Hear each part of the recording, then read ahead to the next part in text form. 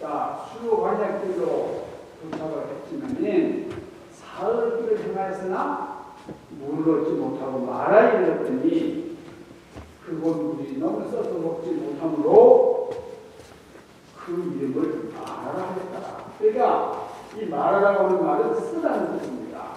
그냥 물이 너무 써가지고 도무지 마실 수가 없는 거예요.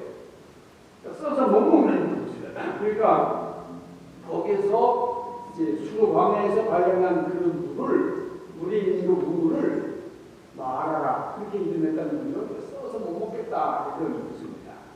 그러니까 물이 써서 못 마시니까요. 그러니까 홍해를 기적적으로 건널 때는 얼마나 기쁘고 얼마나 감사하고 얼마나 흥분했어요. 너무나 참 좋았어요. 그런데 이렇게 어려운 국면에 도달하니까요.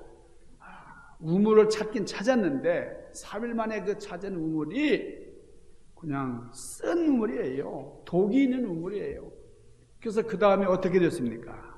24절 백성이 모세에 대하여 원망하며 우리가 무엇을 마실까 하고 지도자를 아주 원성했어요.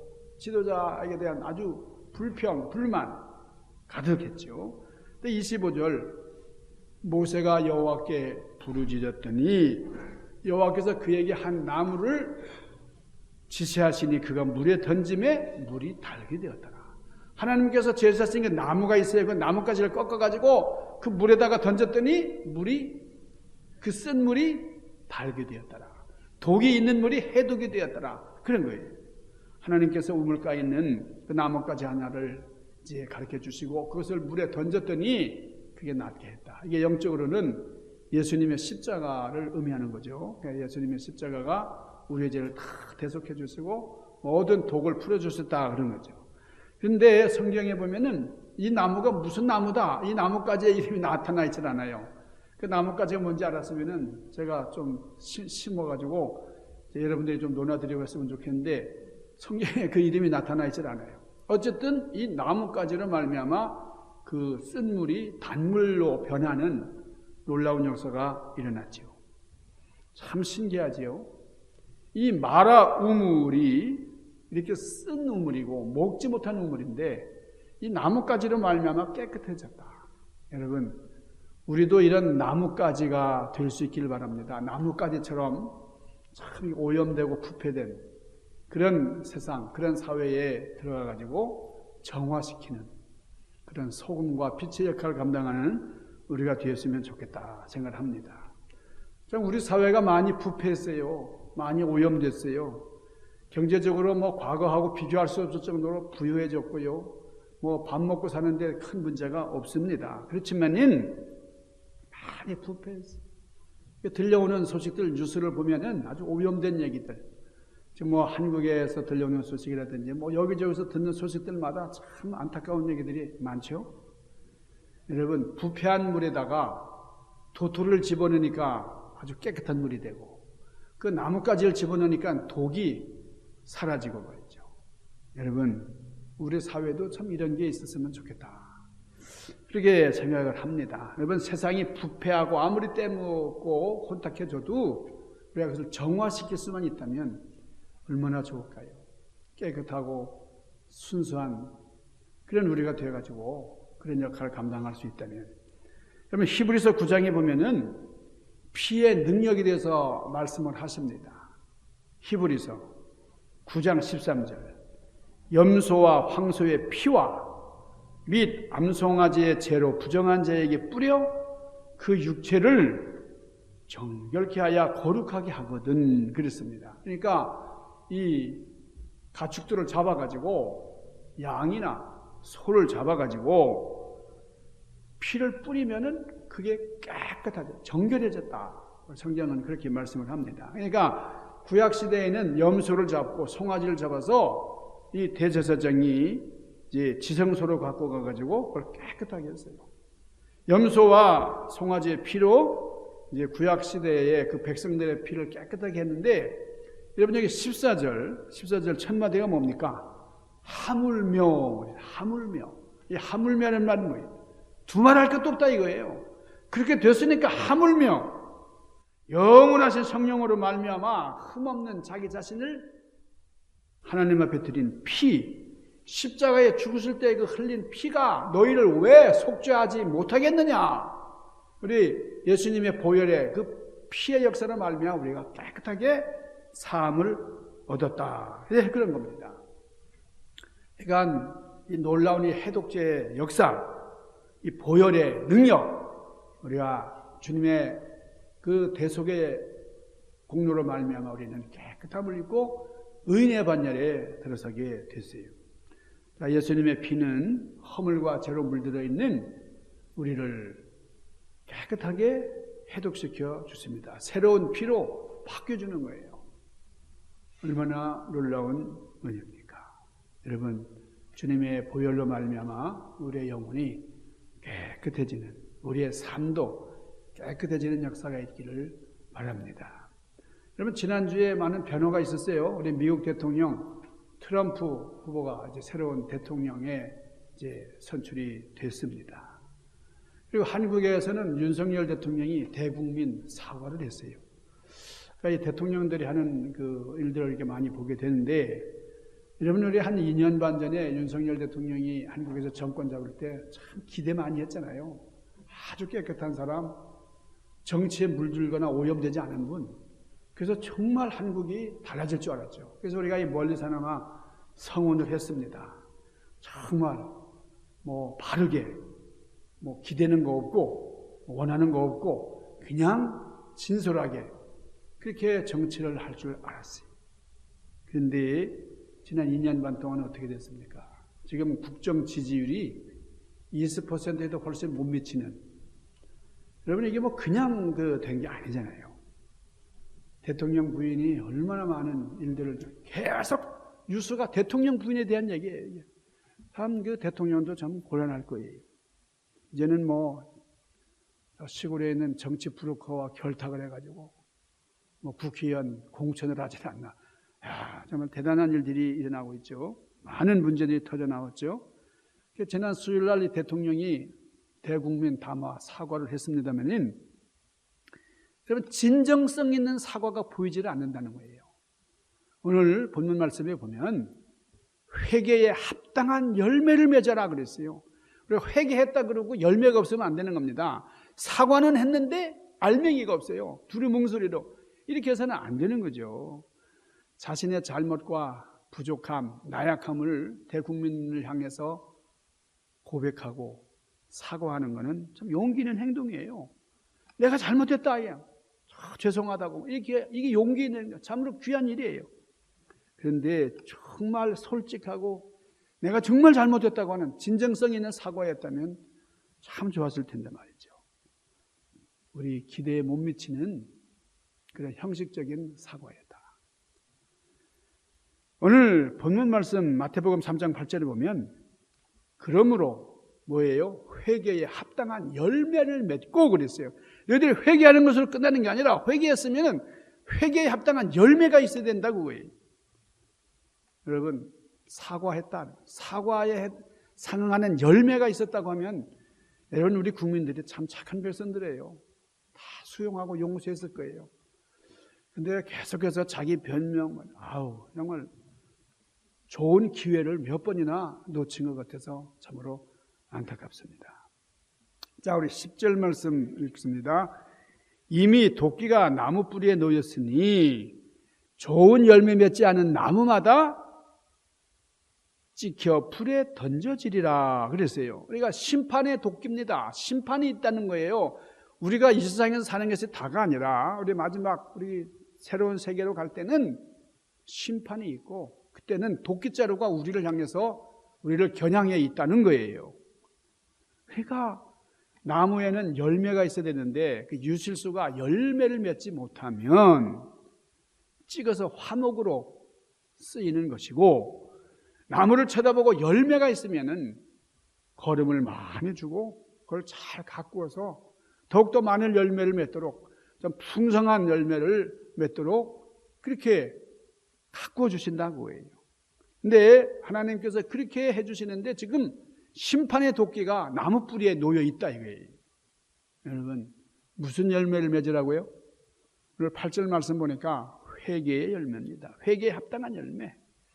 우리가 11월 우리 감사의 달, 열매의 달, 추수의 달 그런데 여러분 주님 바라시고 원하시는 열매를 제물로 올려드리는 그런 아름다운 역사가 있기를 바랍니다.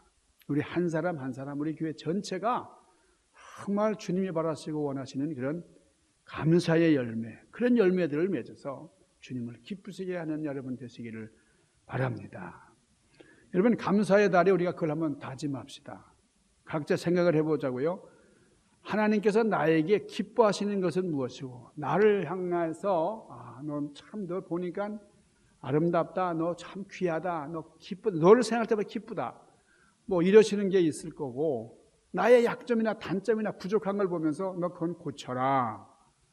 하나님이 기뻐하시지 않는 그게 있을 수 있잖아요. 그게 있다면 나에게 있어서 그게 뭘까? 한번 여러분 생각해 보시기를 바랍니다. 여러분 놈과 선생이라는 얘기 들으셨죠? 옛날에 나이 지긋한 백정이 장터에서 푸주간 사업을 하고 있었어요. 여러분 백정 그러면은 옛날 그 양반과 천민 사이에 아주 하류층 천민이잖아요. 어느 날 양반 두 사람이 고기를 사러 왔어요. 그 첫 번째 양반이 말했습니다. 야 이놈아 고기 한 근 다오. 그러니까 예 그러죠. 그래서 백정이 대답을 하고 고기를 띄워줬어요. 두 번째 양반은 상대가 비록 천한 백정이지만은 이게 참 고마운 일을 많이 하잖아요. 그러니까 말을 하대하는 게 너무 거북했어요. 그래서 점잖게 부탁을 합니다. 여보세요 선생 고기 한 근만 주시게 그랬어요. 그러니까 예 그러지요 고맙습니다 그러면서 그 백정이 기분 좋게 대답하면서 고기를 듬뿍 잘라줬어요. 가만히 보니까 말이에요. 이 첫 번째 고기를 받은 이 양반이 가만히 보니까 같은 한 근인데 자기에게 썰어준 거하고 지금 나중에 온 이 양반한테 준 거하고 너무 차이가 있는 거예요. 값줄이 더 많아 보이는 거예요. 이 다른 분에게 준 것이 말이에요. 그러니까 화가 나가지고 야 이놈아 같은 한 근인데 내 건 왜 이렇게 작아? 저 사람 건 왜 이렇게 많아?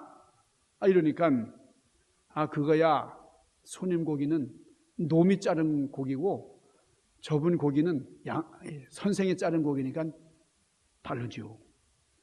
여러분 오는 말이 고와야 가는 말이 가고요. 내가 잘해야 상대방도 잘하죠. 우리 감사의 달에 정말 감사의 덕목들을 우리 생각하면서 감사할 수 있기 바랍니다. 여러분 성경에 보면은 열매라는 말이 참 많이 나와요. 특별히 성령의 열매라는 말이 나오죠. 성령의 열매. 갈라디아서에 보면은 성령의 열매 몇 가지입니까? 9가지. 사랑, 희락, 화평, 자비, 양선, 온유, 충성 뭐 쭉 있습니다. 근데 이 성령의 9가지 열매. 근데 첫 번째는 회개에 합당한 열매를 맺는 것이 우선이에요.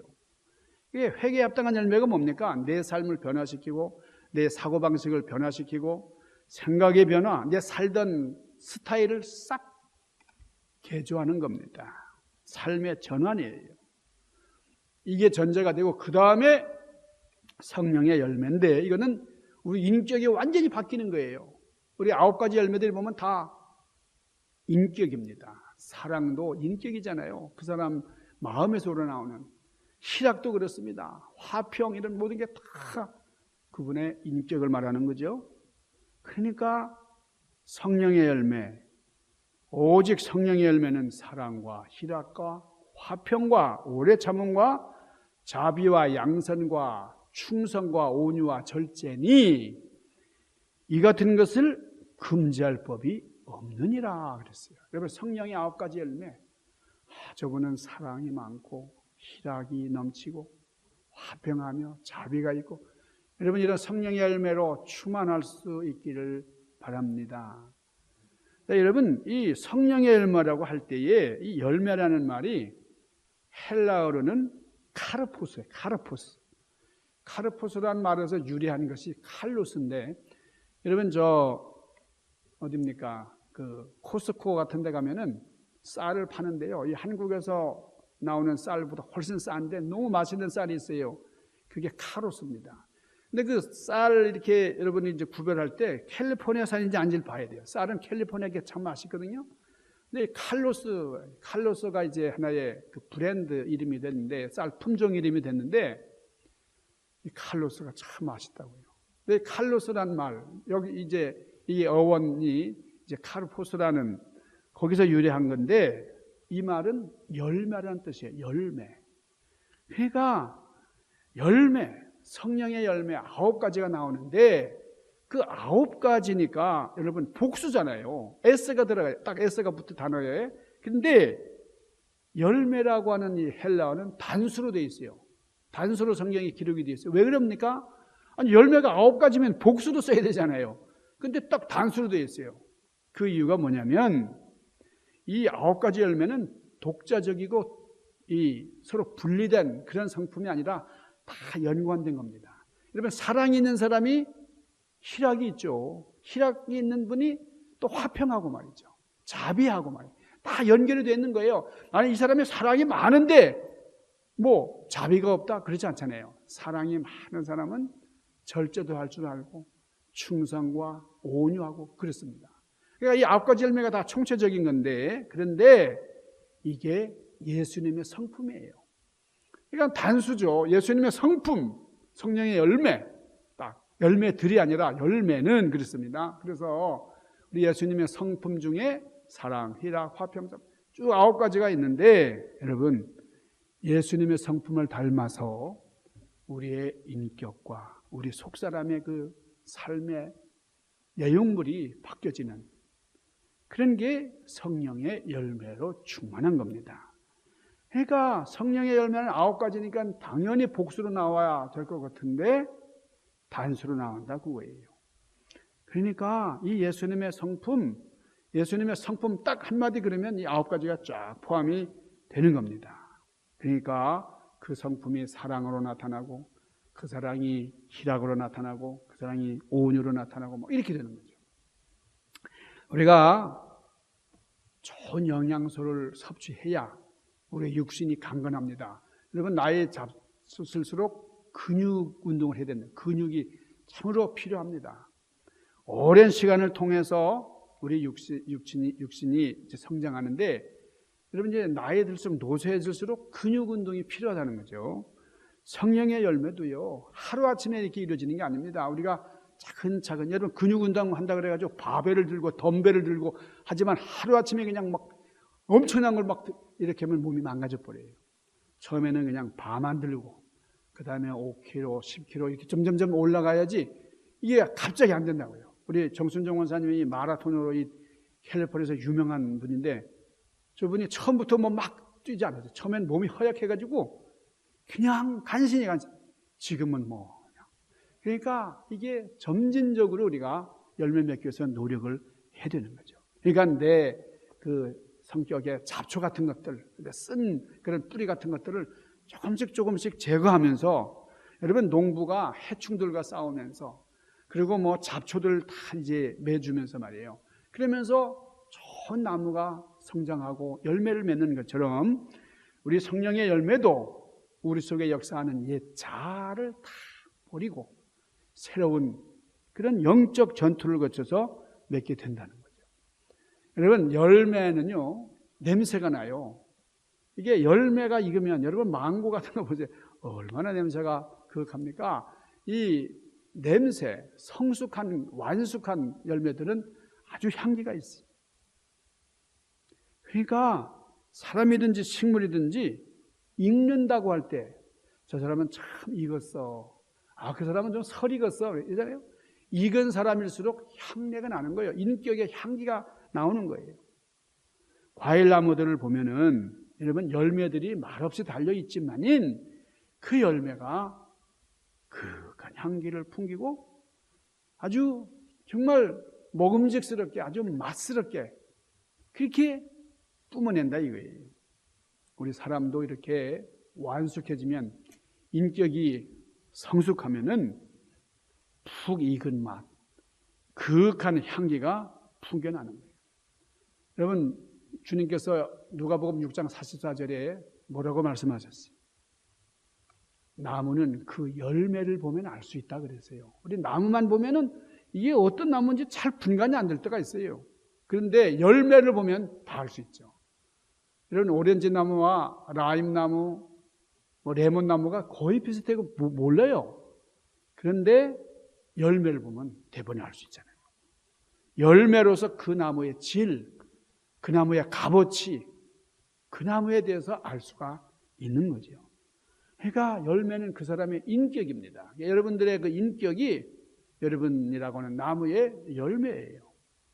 그러니까 모든 열매들이 언제 보람을 느끼느냐? 여러분 추수 때잖아요. 추수 때. 잘 익은 열매들은 누가 거두어 주기를 기다립니다. 거두지 않으면 그냥 저절로 떨어져 버려요.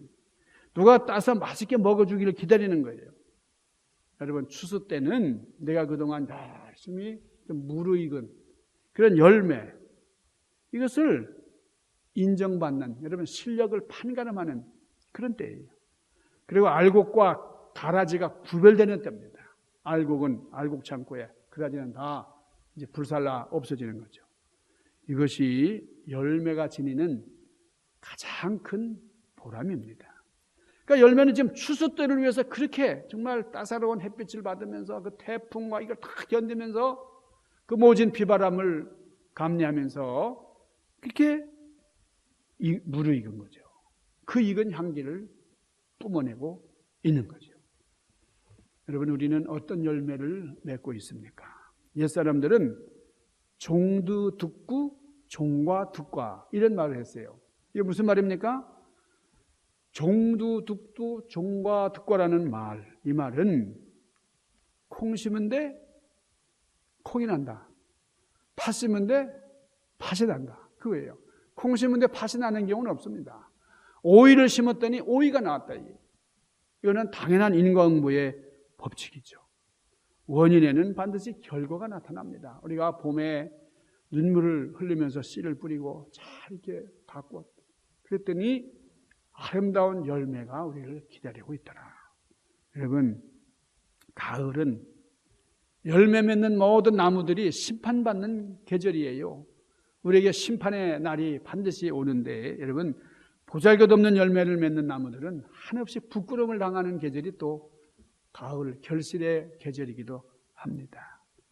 여러분 성경은 열매는 나무를 보면 알 수 있다. 그게 아니라 열매를 보아 그 나무를 알 수 있다. 이렇게 말씀을 하셨어요.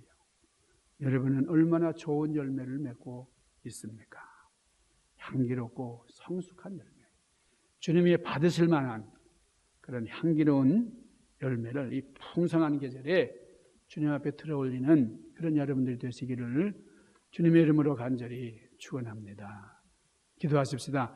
걸어가신 아버지, 감사하는 백성 되게 하시고 감사의 열매로 주님 앞에 진설에 올리는 저희들이 되게 하여 주시옵소서. 예수님 귀하신 이름으로 간절히 구하옵나이다. 아멘.